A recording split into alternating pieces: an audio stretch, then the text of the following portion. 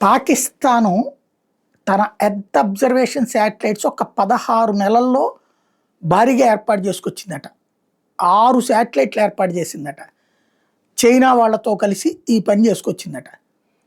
China వాళ్ళు ఒకవైపున మనల్ని మానిటరింగ్ చేస్తుంటారు, పాకిస్తానుడు కూడా మనల్ని మానిటరింగ్ చేస్తుంటారు. ఎందుకు?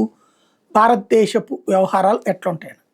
వాళ్ళు ఎలా చేస్తారో మనము వాళ్ళని అలాగే చేస్తాం.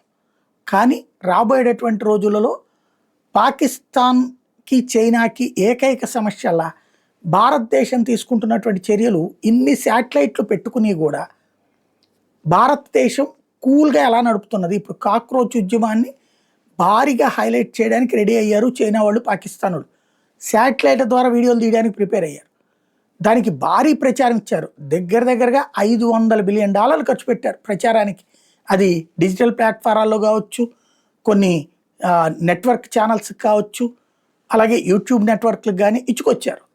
వాళ్ళు భారీగా ముందంతా ప్రాపగండా చేసుకొచ్చారు. ఇంకేముంది, అదిగో వచ్చేస్తున్నాడు, ఇదిగో వచ్చేస్తున్నాడు, బాహుబలి టైపులో ప్రొజెక్ట్ చేశారు. తీరా చూస్తే అందులో వీరబలి అయిపోయాడు.